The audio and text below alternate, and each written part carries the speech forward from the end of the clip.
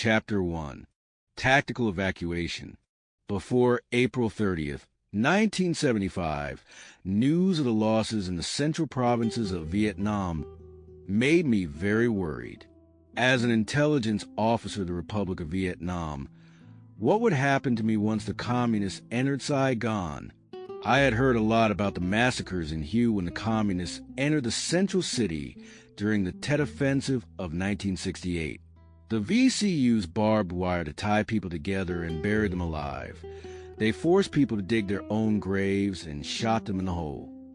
The evacuations of hundreds of thousands of people from the cities in central Vietnam were clear evidence of the fear the people had of the communists. The VC instilled terror in the people, even in the ordinary citizens. Under the banner of liberation, the VC waged a war to conquer South Vietnam. They established a national front for the liberation of South Vietnam and began their fight against the government of the Republic of Vietnam, which they referred to as the puppet government of South Vietnam. When the U.S. military entered South Vietnam, the VC transformed the Vietnam War into a fight against what they called the American imperialists. They equated the U.S. with the French. They merged the Vietnam War with the anti-colonial war against the French. In reality, the communists took credit for the Vietnamese people's struggle against the French and later conquered North Vietnam, turning it into a communist nation.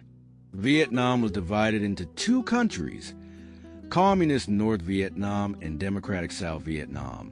The two nations were developed separately while awaiting negotiations for reunification. The political system of the country would be decided by the people through a general election under the supervision of international organizations. I do not wish to recount the history of my country here, as many books have already addressed this issue. However, there are certain details related to my decision to stay in the country while hundreds of thousands of people fled during the so-called liberation by the communists. My father joined the Viet Minh organization, a group established by the communists to rally the people to fight against the French colonialists. He was killed in that war in 1952, before the Geneva Accord was signed, making me the child of a family with a war hero, a martyr, according to communist terminology. I cannot imagine what my father was like because he died when I was only 7, and he had gone to the jungle when I was 2. I heard that he was a financial officer for the guerrilla forces. While on a mission, he and a friend were ambushed and killed after he had killed 2 legionnaires and a French soldier. I always had a sense of pride for my father.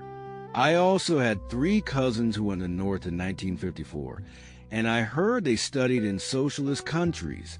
One of my uncles was also a communist. He was imprisoned in Con Son prison from 1956 to 1962. After being released, he continued to work for the VC and died in 1970. He, too, was a martyr. With such a family, sometimes I thought simply that the VC would not punish me when they entered Saigon. On the other hand, I had heard that communists were people without families, without religion, and without a homeland. They only had their Communist Party. In such a state of confusion, I could not imagine how they would treat me when the time came. The lack of understanding of communism and communists caused me, along with many Southerners, to confuse communists with patriots. When I was young, I used to admire the communists, especially Ho Chi Minh and Vo Nguyen Giap. I equated them with national heroes. I also once merged the Vietnam War with the war against French colonialism by the Vietnamese people. I even wrote patriotic poems published in student magazines. Moreover, the chaos of the South Vietnamese government from President Ngo Dinh Diem to President Nguyen Van Thieu made the people of the South long for a strong government to build the country. Most people in the South looked to the government structure of the North as a model they hoped for. Prime Minister Pham Van Dong of North Vietnam had been in office from 1954 to 1975, perhaps a strong testament to a solid government structure. Although many bad things happened in the communist bloc, from the Soviet Union, China, and Eastern Europe, we still hoped that communist Vietnam would be different. The land reform trials in the North after 1955, where children denounced their parents and wives denounced their husbands, had not been enough to make the people hate communism. The images of massacres in areas temporarily occupied by the communists were suspected to be propaganda tactics of the South Vietnamese government.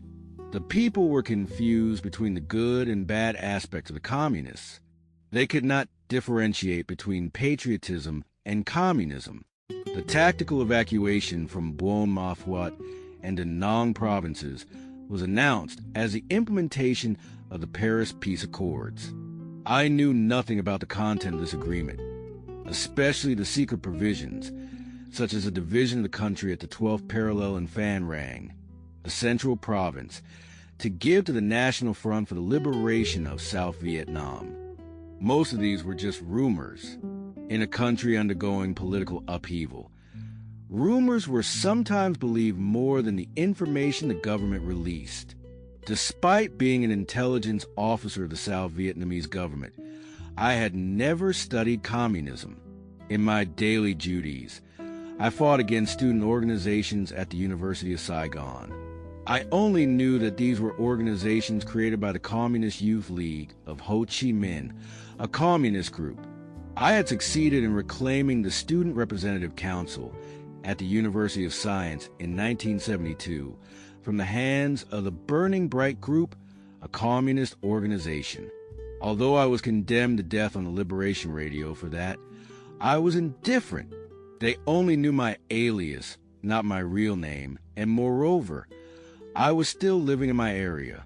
On the other hand, if the communists took Saigon, what would happen to me once they knew who I really was? The anxiety, combined with the lack of knowledge, left me unsure of what to do.